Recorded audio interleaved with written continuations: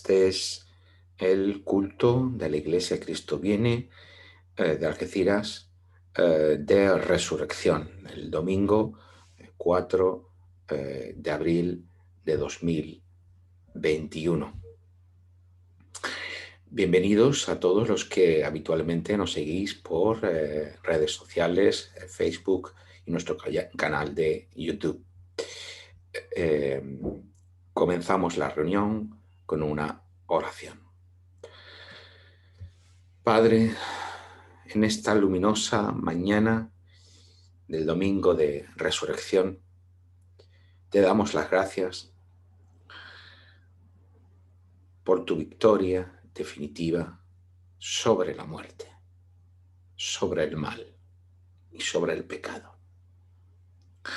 Porque tras el domingo de resurrección, el mundo aparece bajo una nueva luz, bajo un propósito y bajo un sentido. Te damos gracias por este sacrificio sustitutorio, regenerador, recreador, perdonador, revitalizador de tu creación, de nosotros como seres humanos y de una sociedad que algún día estará reconstituida, reconciliada contigo. En el nombre de Cristo Jesús. Amén. La lectura para esta mañana la encontramos en el Evangelio de Lucas, capítulo 24, versículos 1 al 12. Dice lo siguiente: el primer día de la semana, muy de mañana, fueron al sepulcro las mujeres, discípulas de Jesús, llevando las especias aromáticas que habían preparado y algunas otras mujeres con ellas. Hallaron removida la piedra del sepulcro y entrando no hallaron el cuerpo del Señor Jesús. Aconteció que estando ellas perplejas por esto, se pararon junto a ellas dos varones con vestiduras resplandecientes. Y como tuvieron temor y bajaron el rostro a tierra, les dijeron: ¿por qué buscáis entre los muertos al que vive? No está aquí, sino que ha resucitado. Acordaos de lo que os habló cuando aún estaba en Galilea, diciendo: es necesario que el Hijo del Hombre sea entregado en manos de hombres pecadores y que sea crucificado y resucita al tercer día. Entonces ellas acordaron de sus palabras y volviendo del sepulcro dieron nuevas de todas estas cosas a los 11 y a todos los demás. Eran María Magdalena, Juana y María, madre de Jacobo, y las demás con ellas, quienes dijeron estas cosas a los apóstoles. Pero a ellos les parecía locura, sin sentido, absurdo, las palabras de ellas, y no las creyeron. Pedro, sin embargo, levantándose, corrió al sepulcro, y cuando miró dentro, vio solo los lienzos, y se fue a casa, maravillándose de lo que había sucedido. Hasta aquí la palabra del Señor en esta mañana. Cubiertos por el sinsentido y el caos de las tinieblas del Viernes Santo, nos preguntábamos el pasado viernes cómo la muerte de un inocente acaba con la muerte, el pecado y el mal del mundo. Así terminábamos la predicación del Viernes Santo.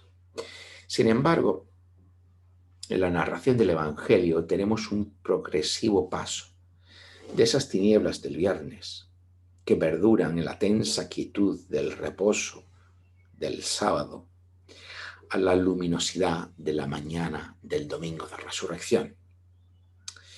Por eso en este capítulo 24, en el versículo 1 del Evangelio de Lucas, leemos: el primer día de la semana, el domingo, muy de mañana, fueron las mujeres al sepulcro. Entre las primeras luces del domingo, cuando parecía que el mundo seguía discurriendo como siempre, comenzamos a vislumbrar un mundo nuevo. En los versículos 2 y 3 del capítulo 24 leemos: las mujeres hayan removida la piedra del sepulcro y entrando no hallaron el cuerpo del Señor Jesús. ¿Y qué significa esto? Pues las palabras angélicas nos lo aclaran. Versículo 5. ¿Por qué buscáis entre los muertos al que vive? No está aquí, sino que ha resucitado. La muerte de Jesús en la cruz, contra lo que pensaban sus escarnecedores, no es la muerte vergonzante de un culpable y de un indeseable. ¿Os acordáis que explicábamos el viernes cómo esa muerte de Jesús en la cruz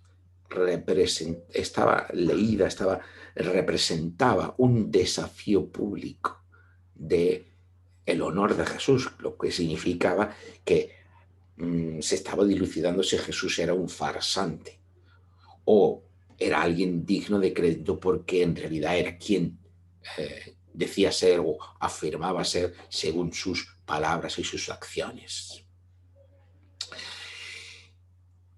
Y ahora llegamos al punto culminante.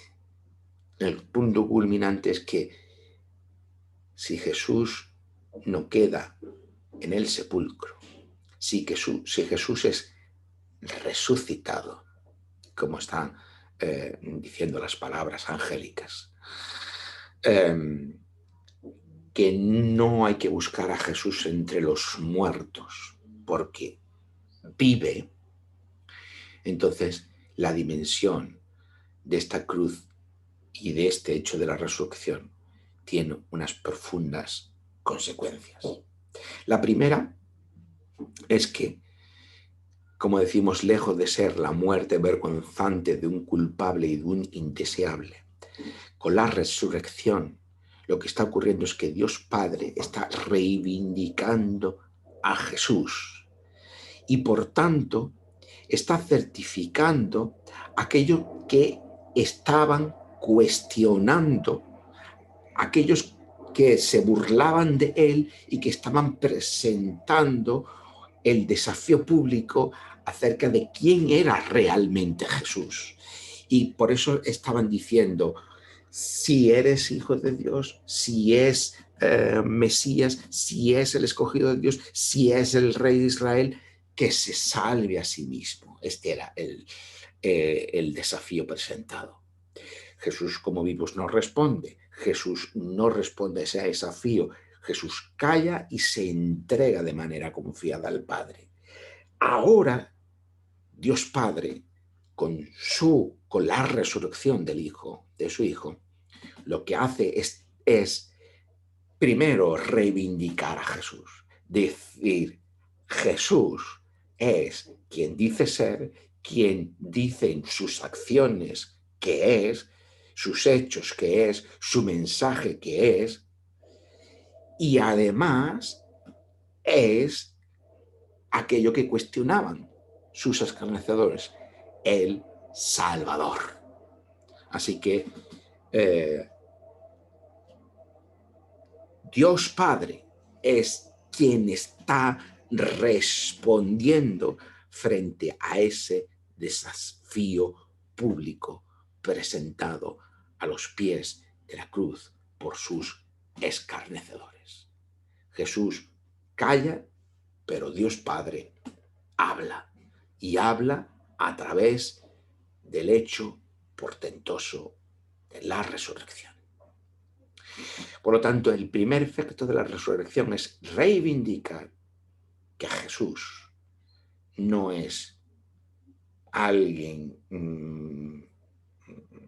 pues sin honor y alguien que no es digno de crédito, sino que es Rey de Israel, es el Mesías, el Hijo amado de Dios, y que está reivindicado no por sí mismo, sino por el Padre.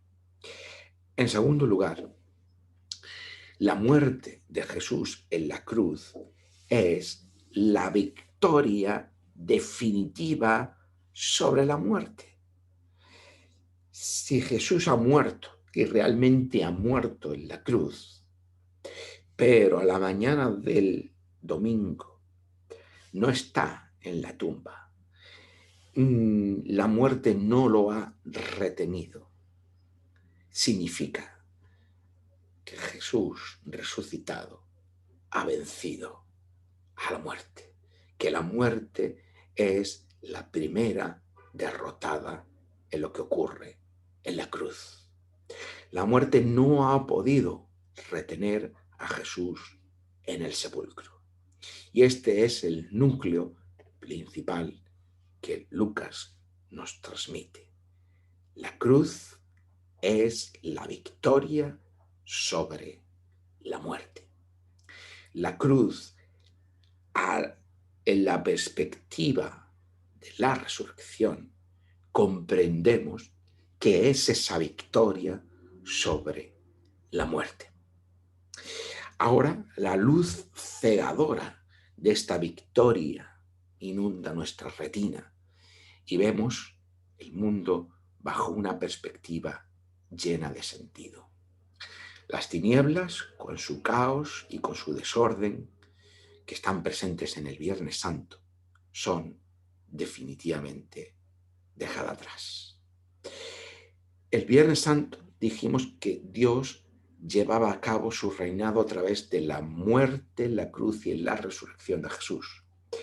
Y lo hace así y no de otra manera, venciendo al pecado, al mal y a la muerte presentes en la creación. Así que el reinado de Dios pasa por la victoria de la muerte sustitutoria de Jesús en la cruz. Pero ¿esto qué significa? Y esto es la tercera consecuencia. La primera consecuencia que hemos visto es que Jesús es reivindicado por Dios Padre para dar crédito a ser quien es como Mesías, como Rey de Israel y como Hijo amado del Padre. En segundo lugar, que la resurrección muestra no solo la reivindicación de Jesús, sino la victoria de Jesús sobre la muerte. Porque la potencia de vida de Dios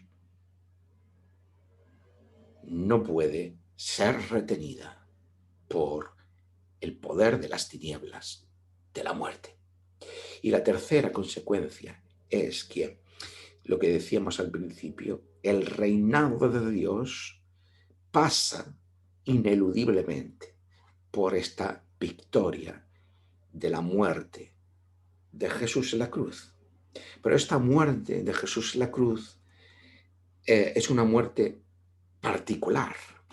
Es una muerte que podemos calificar como sustitutoria y representativa. Ahora bien, ¿qué significa esto? La respuesta la tenemos en el versículo 7 de este capítulo 24, que dice: es necesario que el Hijo del Hombre sea entregado en manos de hombres pecadores y que sea crucificado y que resucite al tercer día. Como ya hemos dicho, Jesús no podía bajarse de la cruz para reivindicarse a sí mismo. ¿Por qué? Porque la cruz era necesaria, como dice el propio Lucas. No estaba en juego solo quién era Jesús, no solamente está en juego el honor de Jesús como una persona individual, sino qué es lo que Dios está haciendo en el mundo y con el mundo. Jesús no se reivindica a sí mismo, sino que el Padre es quien lo reivindica. Y entra a través de esa vindicación, de ese respaldo, Dios está llevando a cabo la salvación del mundo. Pero para comprender esto correctamente, necesitamos ampliar nuestra perspectiva. Porque el Nuevo Testamento está leyendo lo que ocurrió en la muerte y en la resurrección de Jesús a la luz de básicamente la narración profética del libro de Isaías. También a partir de otros de esos profetas, pero sobre todo y básicamente la estructura que tenemos en Isaías es la que todo el Nuevo Testamento, todos los evangelistas, el apóstol Pablo y el Nuevo Testamento en su conjunto van a reproducir. Esta estructura isaiana, es decir, del libro de Isaías, comienza en el capítulo 52. Concretamente en el versículo 7 nos habla de qué es el Evangelio y de qué es el reino de Dios. Dice, versículo 7 de este capítulo 52 de Isaías: qué hermosos son sobre los montes los pies del que trae alegres nuevas, es decir, del que trae el Evangelio. Ese Evangelio del que anuncia la paz.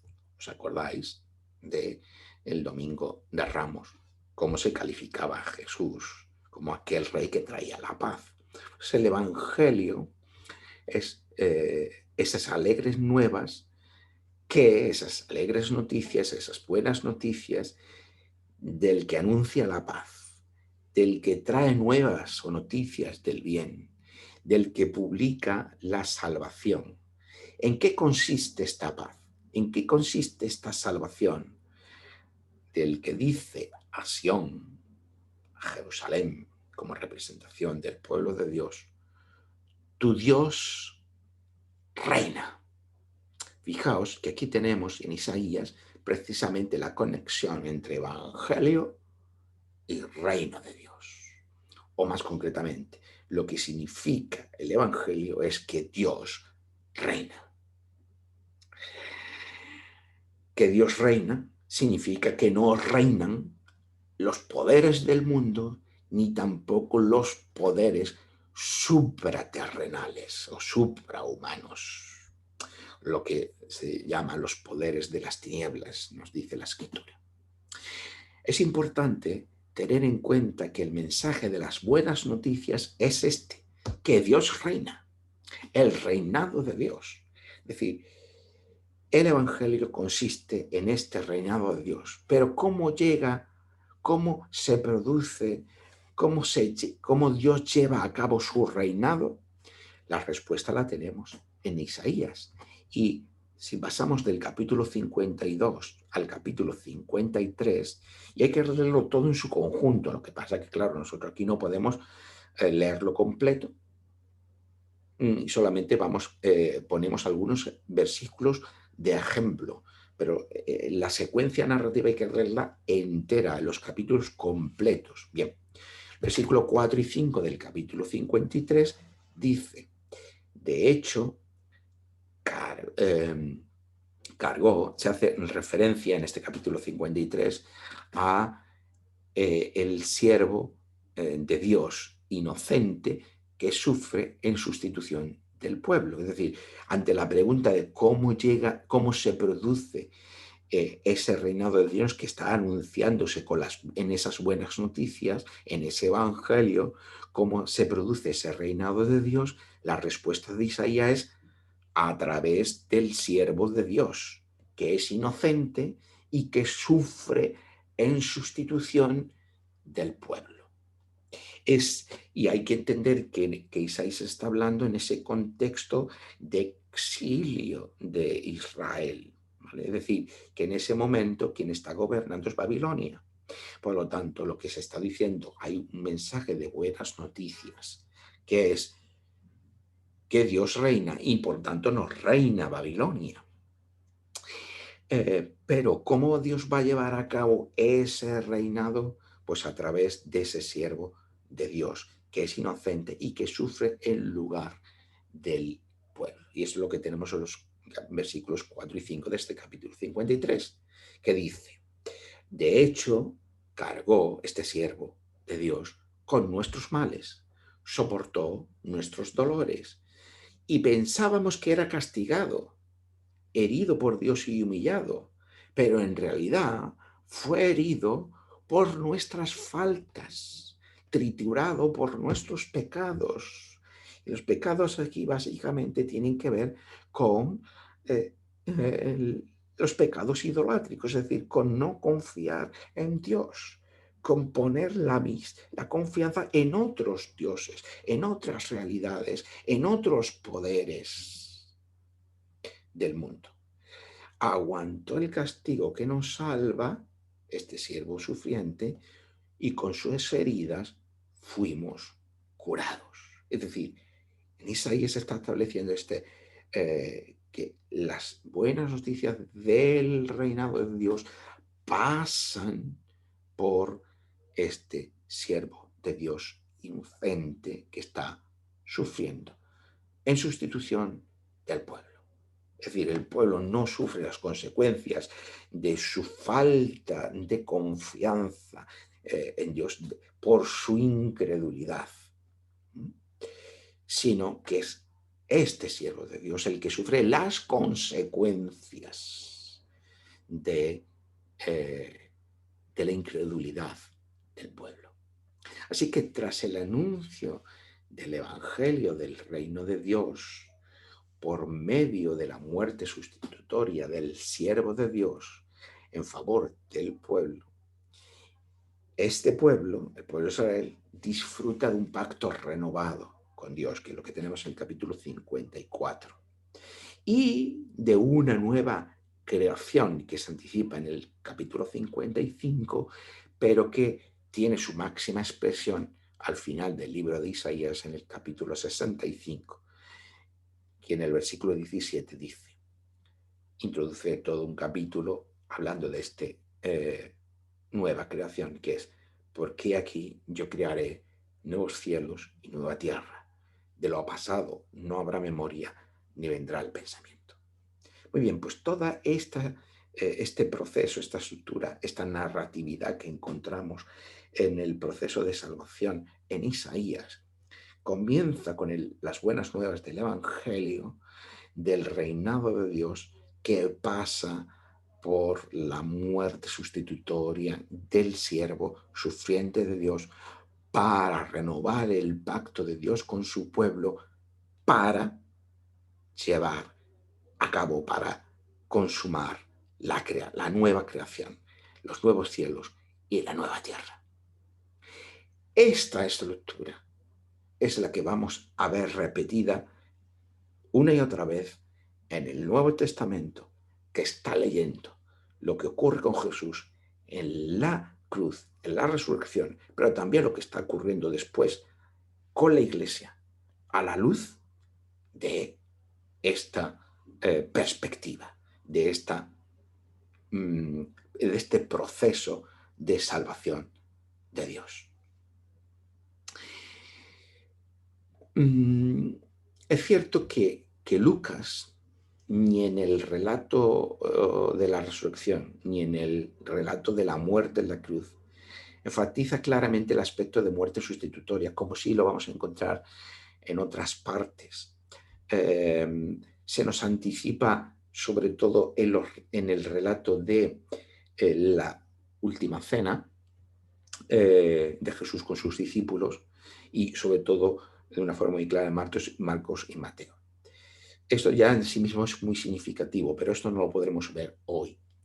Debemos dejarlo necesariamente para otro día.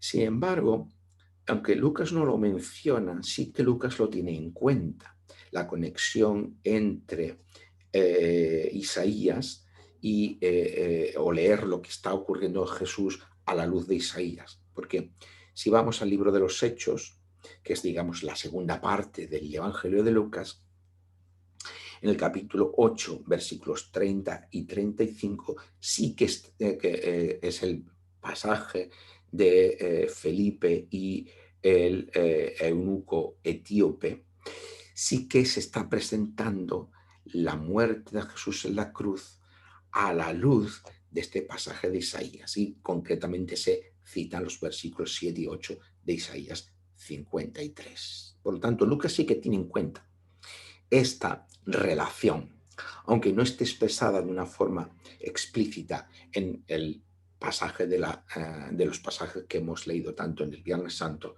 como hoy, Domingo de Resurrección.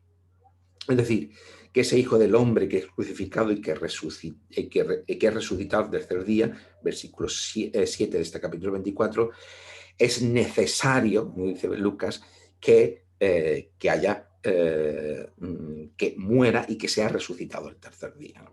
Porque ese Hijo del Hombre es ese siervo de Dios inocente que carga con el pecado, el mal y la muerte presentes en el mundo para obtener la victoria definitiva sobre ellos.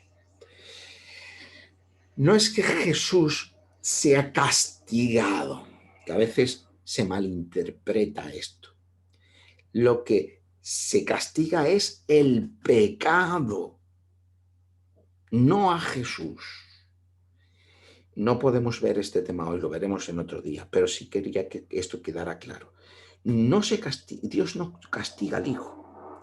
Dios está castigando el pecado. Es decir, Jesús lo que está haciendo en la cruz es cargando con el pecado, el mal y la muerte que están presentes en la creación para su derrota, para vencerlos.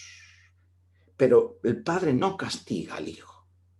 Lo que se castiga es el pecado, tal y como el apóstol Pablo en el capítulo 8 de la carta a los romanos está así manifestando. Por lo tanto, esta es la victoria que se muestra en la mañana de resurrección. Por tanto, la resurrección es el inicio de esta nueva creación. Jesús, en su resurrección, está derrotando la muerte, está derrotando el pecado, está derrotando el mal, porque está cargando sobre sí mismo con ese pecado y con ese mal para derrotarlos allí en la cruz y de esta manera lanzar la posibilidad de esa nueva creación que no va a ser todavía consumada hasta el tiempo final, como nos dirá el Apocalipsis. En resumen, y sé que todo son muchas ideas juntas, todas entrelazadas, todo muy condensado. Yo quería que viéramos hoy esta perspectiva global. Habría mucho que decir, desmenuzar, explicar de una forma mucho más detallada. Pero lo que nos quedamos hoy, en resumen, que el reinado de Dios pasa por la muerte y la resurrección del Hijo, por mediación del Espíritu, para lanzar el comienzo de la nueva creación. De esta manera, Dios vence sobre el mal, el pecado y la muerte que están presentes en la creación. Y este es el mensaje del Evangelio que la Biblia en su conjunto nos narra. Y este es el mensaje que nos desvela la verdad sobre el mundo y sobre el ser humano. Por lo que ahora, una vez que asistimos al acontecimiento de la muerte, la cruz y de la resurrección, ahora el mundo se nos desvela con una realidad nueva, como una realidad llena de sentido y de propósito. Decíamos el domingo de Ramos que el sinsentido del mundo pasa por el sinsentido de la cruz. Pero ahora la cruz, a la perspectiva de la resurrección, aparece con una nueva luz, con una nueva perspectiva, es decir, con un nuevo sentido. Que la muerte y el mal están derrotados. Todos aquellos que a través de la fe están unidos a Cristo Jesús son participantes de su muerte y por lo tanto también de su victoria, de la victoria sobre el mal y sobre la muerte, bajo el reinado de Dios en la nueva creación. Y el desafío para ti hoy es poner tu confianza, es decir, tu fe, en lo que aquí se nos desvela y en lo que aquí se nos ofrece. Y vivir acorde con la esperanza de un nuevo sentido para el mundo, de que realmente el mundo tiene sentido y tiene propósito. Que no es el eterno retorno de lo mismo, que no es un frío espectáculo de muerte, de tinieblas, sin sentido, sin propósito y absurdo, sino que el mundo se dirige por lo ocurrido en la cruz y la resurrección de Cristo y en la consumación de los tiempos, hacia su consumación, en el verdadero propósito de Dios en la creación original. Es decir, que el mundo vive reconciliado con Dios, siendo una realidad su presencia, de manera que el mal, el dolor, el sufrimiento, la muerte y el pecado ya no tienen cabida. Amén. Oramos. Señor Jesús, Mesías resucitado. Aleluya. El Señor ha resucitado. El Señor verdaderamente ha resucitado. A ti sea la gloria, Señor. A aquel que la muerte no ha podido derrotar. Alabado sea, Señor, Salvador de cielos y tierra. El honor y la gloria sean para ti, ahora y siempre. Cristo, nuestro Salvador y nuestro Redentor. Amén. Escrito está, consumado es, por medio de aquel que es el alfa y la omega, el principio y el fin. Amén.